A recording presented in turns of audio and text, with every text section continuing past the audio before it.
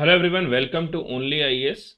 आज हम लोग जीएस मेंस पेपर 3 इकोनॉमी का एनालिसिस करेंगे, जो अभी हाल ही में 2021 का मेंस का एग्जाम हुआ है।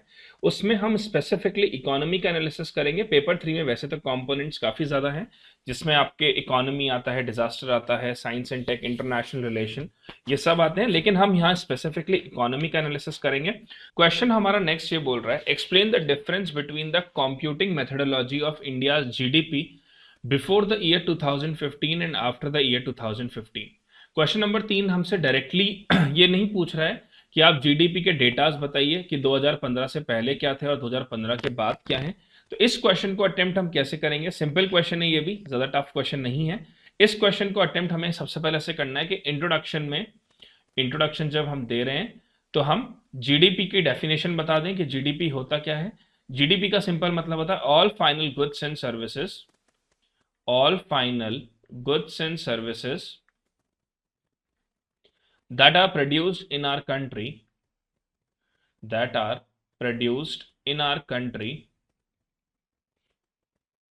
during a financial year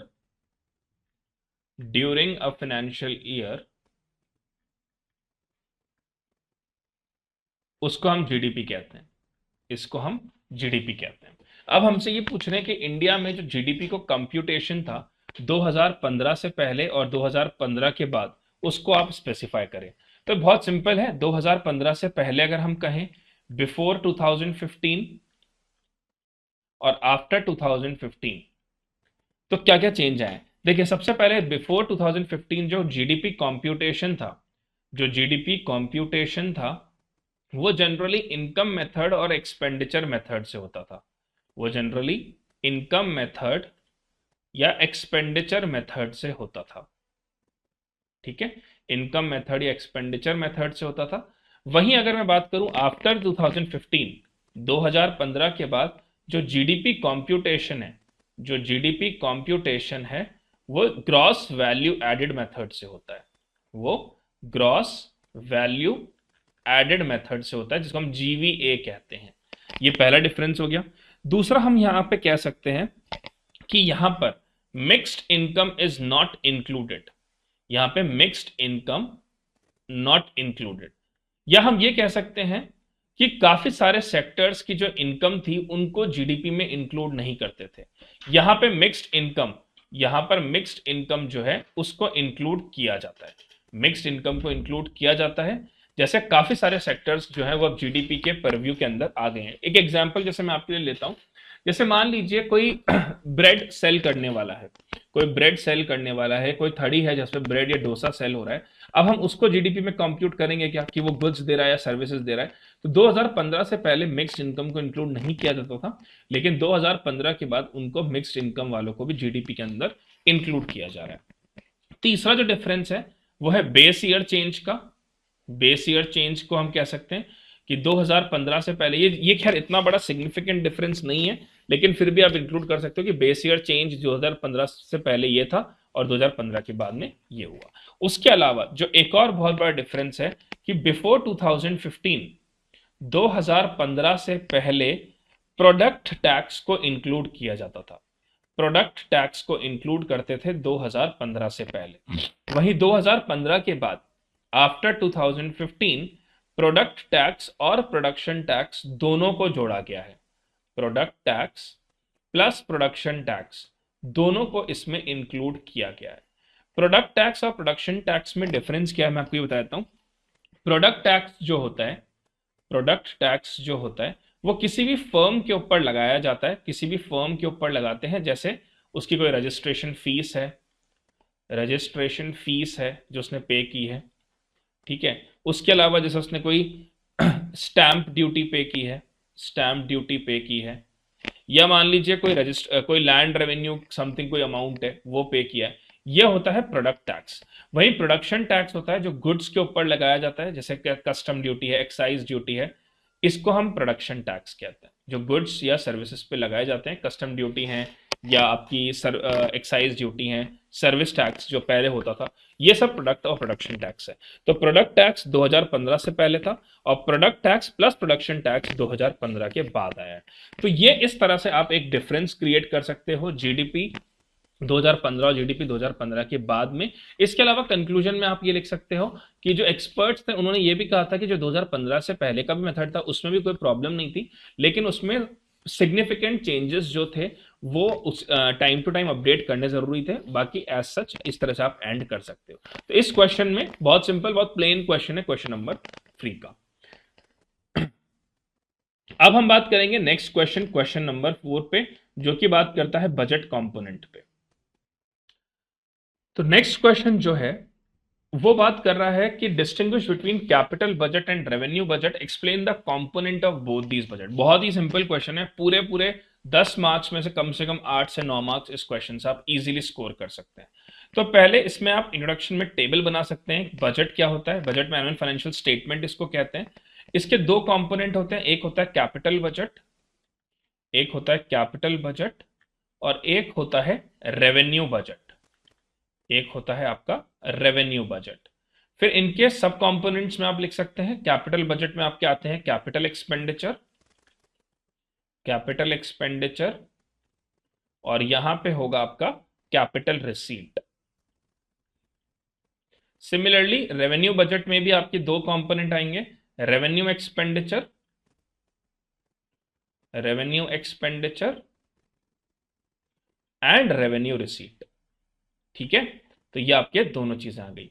अब आप एक काम करना, क्वेश्चन ने आपसे 150 वर्ड्स पूछे हैं, तो अराउंड 70 वर्ड्स में तो 80 टू 70 वर्ड्स में तो इन्हीं को एक्सप्लेन कर दो कि जैसे कैपिटल रिसीट में क्या आता है, कैपिटल रिसीट में कौन कौन सी चीजें आती हैं, जैसे बोरोइंग, आपने कोई अमाउंट लिया, ठीक है, या मान लो रिकवरी ऑफ लोन, कोई रिकवरी हो गई लोन की, यह आपके आ गए कैपिटल रिसीट में। कैपिटल एक्सपेंडिचर में क्या हुआ, कैपिटल एक्सपेंडिचर में क्या क्या चीजें आती हैं, जैसे लोन रीपेमेंट, आपने कोई लोन लिया है उसका रीपेमेंट आप कर रहे हो, ठीक है। उसके अलावा आप और इसमें क्या आ सकता है, आप कोई लोन रीपेमेंट कर रहे हो, आप कोई कैपिटल एक्सपेंडिचर में आप कोई एसेट क्रिएटिंग एक्सपेंडिचर कर रहे हो, बहुत बड़ा एक्सपेंडिचर कर रहे हो, इंफ्रास्ट्रक्चर एक्सपेंडिचर कर रहे हो, वो इसमें आएगा। रेवेन्यू एक्सपेंडिचर में कौन कौन सी चीजें आएंगी, रेवेन्यू एक्सपेंडिचर में आपकी चीजें आती हैं जो आपके डे टू डे एक्सपेंडिचर्स में होती हैं, जैसे मान लीजिए लॉ एंड ऑर्डर का कोई एक्सपेंडिचर है, लॉ एंड ऑर्डर का कोई एक्सपेंडिचर है, प्लस आप मान लीजिए कोई सब्सिडीज दे रहे हो, वो इसमें आएंगी।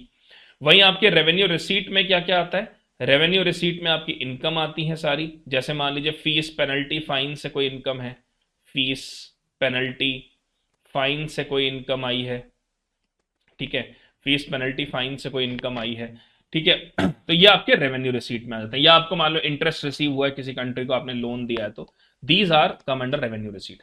अब अगर हमें इन दोनों के डिफरेंसेस की बात करनी है, अगर हम इन दोनों के डिफरेंसेस की बात करें, कैपिटल बजट और रेवेन्यू बजट के डिफरेंस की, तो डिफरेंस देखो कैसे होगा। सबसे पहले तो they are for long term nature, ये होते हैं लॉन्ग टर्म नेचर के, कैपिटल बजट जनरली होते हैं लॉन्ग टर्म नेचर के, ये होते हैं डे टू डे वर्किंग के लिए, डे टू डे या शॉर्ट टर्म के लिए। ये एसेट क्रिएटिंग होते हैं, दे आर एसेट क्रिएटिंग, ये फ्यूचर में एसेट क्रिएट करते हैं। और ये होते हैं वर्किंग कैपिटल नीड्स को पूरा करने के लिए, जो आपके आम रोजमर्रा के जो सरकार के खर्चे हैं उनको पूरा करने के लिए ये होते हैं, ठीक है। कैपिटल बजट अगर मान लीजिए आपका नेगेटिव है, अगर ये आपका नेगेटिव है, तो ये कोई इतनी बड़ी प्रॉब्लम नहीं है, not big issue, not big problem, because it will generate, not big problem because it will generate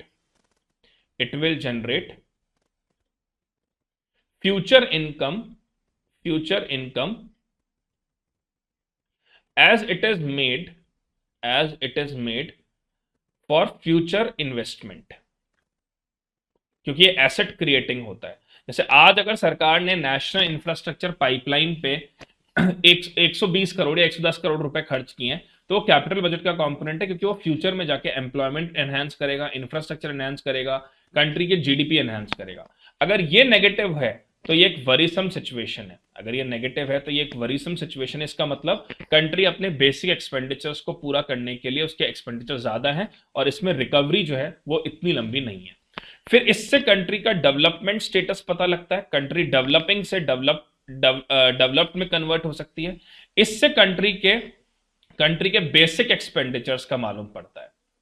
उसके अलावा आप एग्जाम्पल्स दे सकते हैं, इसमें आप नेशनल इंफ्रास्ट्रक्चर पाइपलाइन का एग्जाम्पल दे सकते हैं, इसमें आप सरकार की कोई भी स्कीम है या सरकार की कोई सब्सिडी है, इसका आप एग्जाम्पल दे सकते हो। तो बहुत सिंपल क्वेश्चन है, कैपिटल बजट और रेवेन्यू बजट पे बेस्ड। इसके आप बेसिक्स आप समझ गए होंगे कि बेसिक क्वेश्चंस को कैसे अटेम्प्ट करना है। बहुत ही सिंपल डायरेक्ट क्वेश्चन है और कंक्लूजन में आप लिख सकते हो कि कैपिटल बजट जो है अगर किसी कंट्री का एनहांस होता है तो वो डेवलप्ड कंट्री की तरफ मूव करती है। वहीं आप भारत के आप टारगेट भी लिख सकते हो कि भारत जो अपना रेवेन्यू डेफिसिट है उसको कितना कम करना चाहता है, और रेवेन्यू डेफिसिट अगर अगर रेवेन्यू डेफिसिट फ्यूचर में कोई एसेट क्रिएट कर दे तो हम उसको इफेक्टिव रेवेन्यू डेफिसिट कहेंगे। इस तरह से आप अपने आंसर को कंक्लूड कर सकते हैं।